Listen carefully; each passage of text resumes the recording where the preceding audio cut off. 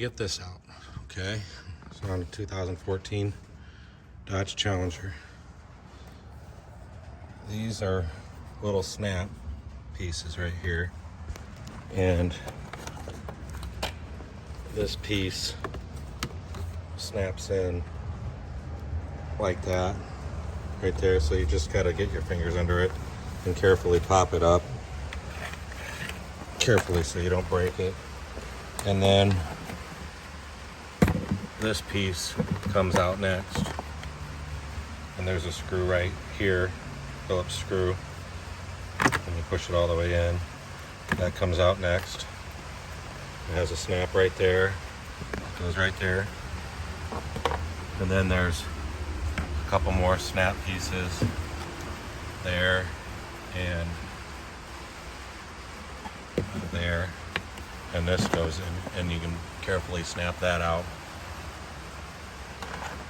Then there's screws, a screw right there I gotta get, and there was a screw under here right there that I have to get, and that's as far as I'm getting so far. This screw out, and then I just kind of pulled on this a little bit, and there's a snap right there, and I'm guessing there's another one right here. You always want to be careful though. There must be another screw somewhere. I think there was one under this, but it's gone because I can feel it's gone. So I'm gonna explore a little more. Okay, trying to get it to focus. All right, there's another snap. It looks like it just pulls straight out. There, that did it. And then that's some kind of vent. That's, you can see it's connected to the vent or something right there.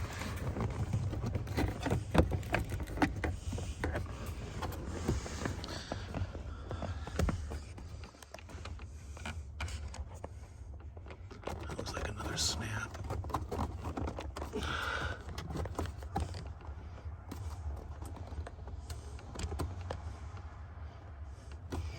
I don't want to break it. Okay, that's the other snap, and I had to reach in like this and pull it straight back to get it out. Now I gotta unplug this, whatever the heck this is, and then that wire down there for the stereo amp.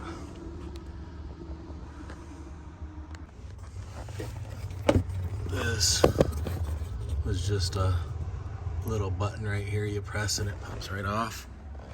And this one's probably the same. This is for the trunk. Yep.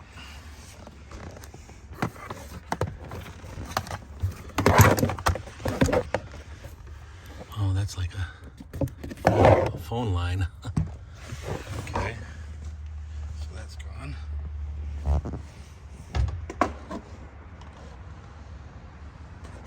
Now, looks like I gotta get that bolt, that bolt, that bolt, and that bolt. Yeah, and that should come off. So this is neat while I'm under here. Looks like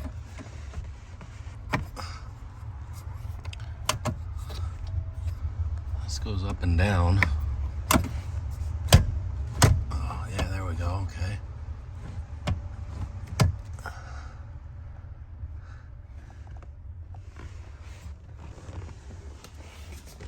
And it goes in and out, look at that. That's neat. All right, now I gotta find the plug I'm supposed to be looking for. This is the TCM plugs. After I removed this plate, I can see this, and that's the TCM right there.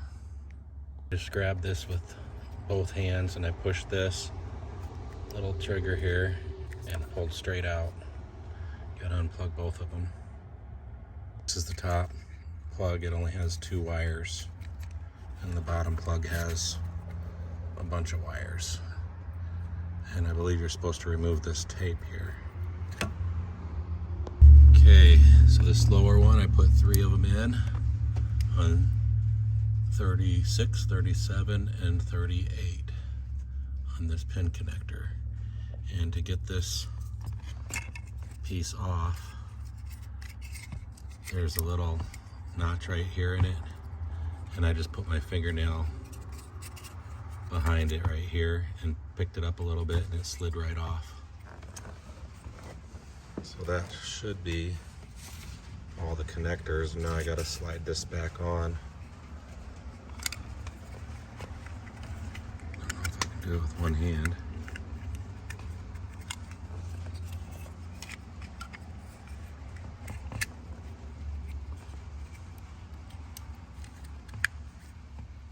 There it is.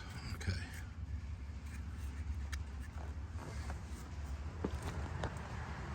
I took the cap back off because even though the instructions tell me to put it back on, these 2 wires right here that go into this little box, those are for the CAN C bus wire connections, and you're supposed to put one of these red taps on each of these wires. So I gotta strip this tape off with my pocket knife and expose those and put 2 more connectors on right there. So I connected them, and you can look down in there and see the white with blue stripe and white with black stripe, and the green one went on the white with black stripe, and the blue one goes on the white with blue stripe. Now I just gotta find these other connectors and connect these to them based on which ones they're supposed to be with. I gotta go through these instructions and match them up, and then that should be done. So next I had to peel this tape back to find the twisted wires. There's a couple different sets, and we're looking for the white with orange stripe and white with no stripe, and that's these 2. And gotta put connectors on those. Okay, so I connected the white to the white and the orange to the white with orange stripe. And again, the green goes to the black and white wire over here, and the blue goes to the black and or the white and blue wire. Now I gotta figure out which ones these ones all plug into. All right, got them all plugged in according to this table here. Black to pin 30, red to 38, yellow to 36, and brown to 37. Now I can put that connector cap back, or that cap back on this, and plug everything back in the way it was unplugged, and then plug this into this, and then I should be able to start reading the instructions on how to use it. If this doesn't want to slide back on for you, there's rails that go across here. You got to make sure all your plugs are plugged in deep enough into the plug, because this cap holds those wires, these in, it holds these connectors in. So if you have a hard time getting this back on, it's because some of the wires pulled up that direction, and you have to get in their little rail and push them down in that direction, and then it'll slide on it. Don't try to force it. Alright, so I just tucked it in behind here because there's no lights or nothing on it, so everything should be accessible from the steering wheel buttons. And now I'm just gonna tidy this up a little bit and put everything back together in the reverse order that I took it apart. Inside about this is these wires are too short to put this anywhere that you can actually, it does have a light, and it has a USB plug for a computer, and the wires are so short you really can't put it anywhere that's accessible. So if I want to be able to use it, I gotta, well, if I want to be able to test it and stuff, I gotta take the stuff apart. So now it's time to turn the power on and see if it works. I'll have to go through the instructions, I think. Figure out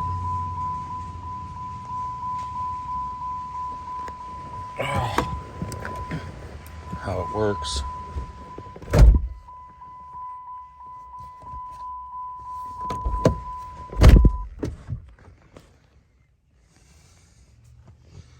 Okay, I'm gonna have to go through the instructions, I guess.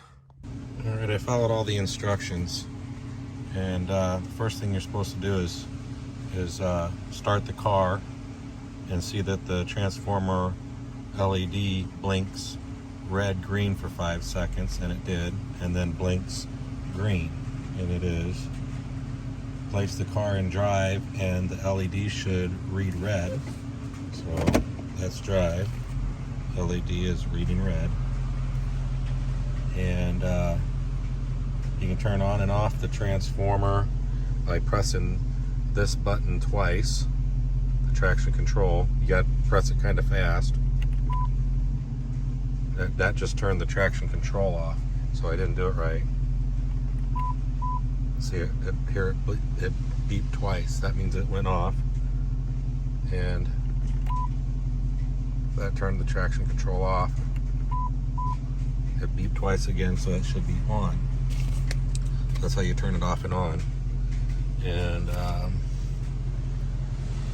then the next step is you put the car in drive and you put it in auto stick 1. That's 1. And then for my steering wheel, I don't have volume buttons for the radio, so I press this set button for the cruise. Hear that? Now the brakes are applied. And that's for doing a burnout. And that's all I've got figured out so far. I have to read some more. Okay, so I press this button here. I don't know if you can hear it, but the brake button's working. I'm in drive. Okay, now that's locked. I can hit this button right here and shift into second while I'm doing the burnout. It's still locked. And it won't let me go into third, but I can go into second. So that's working. So that's how I would do a second gear burnout. I know that I don't really need this light because I can turn it off and on over there and test it by using the burnout brakes. So I'm going to tuck this back in. I got this connected here, and I'm going to put that in a spot where I can plug my computer in to program it. And then the installation is pretty much done, and I still got some reading to do on how to do the functions and stuff and get the computer and hook it up and all that. Upon reading further, if I press this button twice and it beeps once, it's off. If it beeps twice, it's on. Okay. Okay, so you gotta hit that twice. If it beeps once, it's off. If it beeps twice, it's on. Okay, so it says for 2011 plus, you press the cruise control on off and volume up button, and it'll then doing this while in drive will change drive up shift settings. Your tachometer will move and display the setting where 0% and 7K SRT 100%. Also, if you have an EVIC screen, the TZA percentage will be displayed. So let's see here. I have to press the cruise control on, off, and plus button at the same time. That's these two, I think. Well, maybe I need to be running and drive.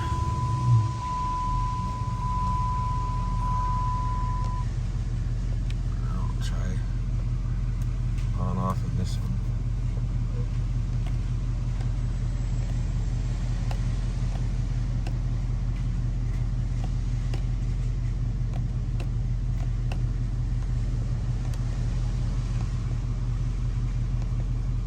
That just turns the cruise control on and off. It's not working.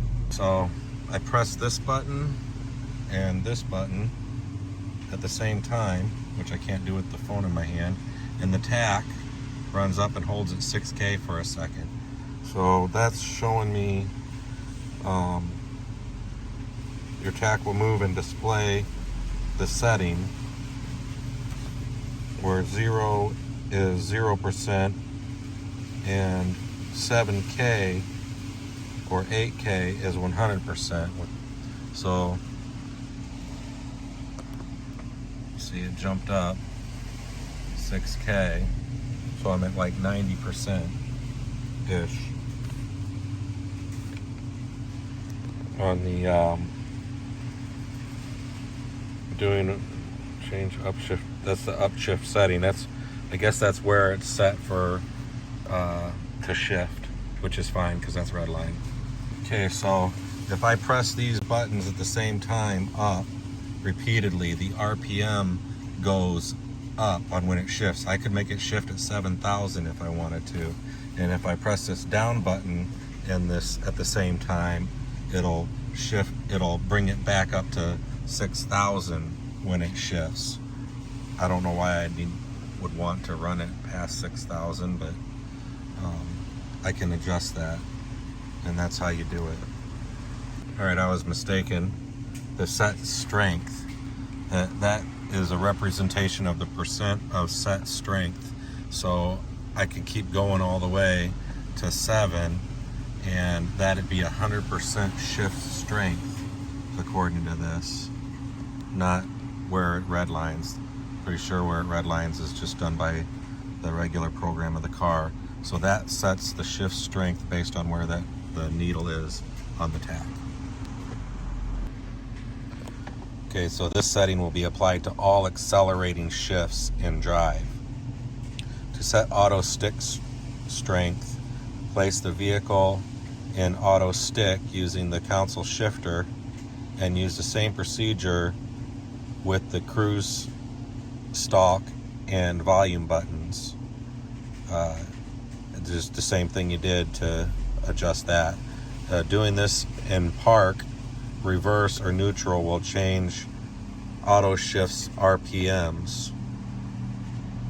Oh, so doing this in park, reverse, or neutral will change auto shift's RPMs.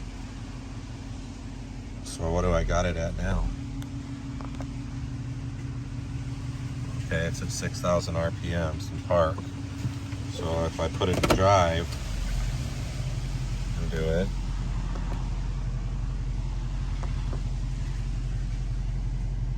(3,000 RPMs).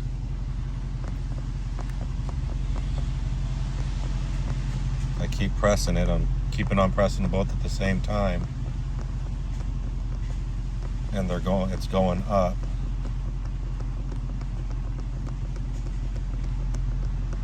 I'm gonna get it to 6,000 RPMs.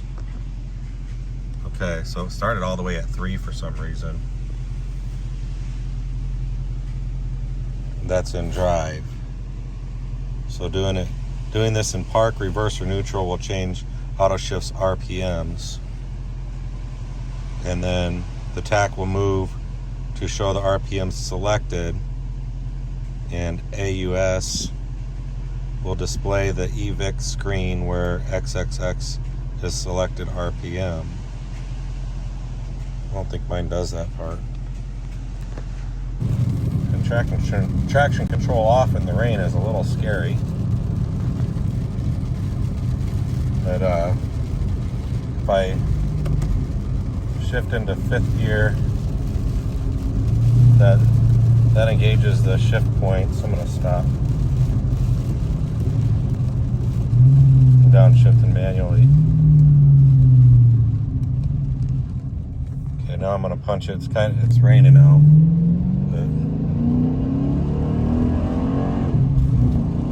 Fucking school bus.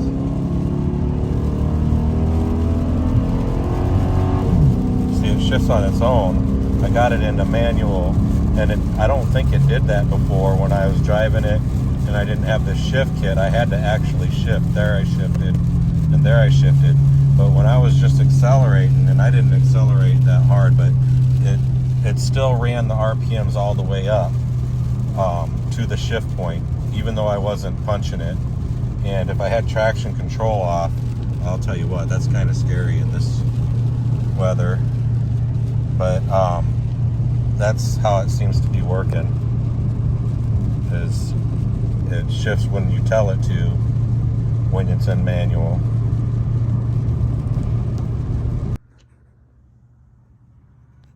So I had to go to their website and download their utility file at Z Automotive. And once I get this loaded, then I'll go down into the car and see if I can adjust this thing with the computer, if there's any more options than with the steering wheel. Alright, so this app right here is for the automotive shifter kit, shift kit, Z Automotive. So update didn't work. That's for probably their newer stuff. I go to configure, and these are the settings you can get.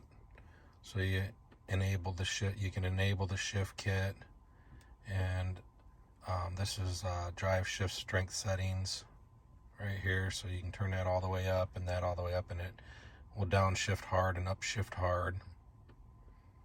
You can match the gears. If you click that button, then all of them will move at the same time. If you unclick it, then one will move at a time. And then this is your throttle scaling. You just have to play with it to figure out what it does and what it doesn't do. I think when it's closer to full, you get a better throttle response from the transmission. It downshifts differently and stuff. And then this one's for your... First you gotta enable it. And then read values. That gets it from the ZPU or whatever they want to call it, from the shift kit. And that's where I got my settings, is 40 and all the way up and all the way up, and it's quite responsive and it shifts really well. But it's a little rough if you wanted to do a little Sunday cruise with your girlfriend or your wife or whatever. But that's how I like the response of it. And then you can click here, and that didn't change because I got them both set the same. But this is for the paddle shifter, and that lets you shift automatically in paddle shift. So normally you wouldn't be able to shift automatically in paddle shift with the steering wheel paddles, but with this kit it does, and you can set it at what RPM to shift at. So this is the accelerating and decelerating, and these are the gears, and that says auto upshift RPM. So I'm guessing at 99% that's when it shifts in each gear. I really don't know exactly how this works, so if I'm wrong about something, let me know in the comments, because I just got this today. And oh, there it is. That's the when it shifts, and that's when it auto shifts, is at these RPMs. And and this is how hard it shifts. Okay, so that's what it was about. Drive shift strength settings, and then auto shift strength settings, and then auto shift RPMs. And here's the options. You can option to enable steering button shifting and imperial units. It's unchecked if it's metric, and 8K unchecked if it's a 7K. I got a 7K. And full-time steering wheel shift.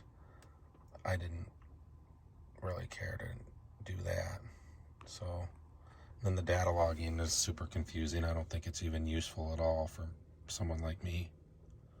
But that's the shift kit from Z Automotive.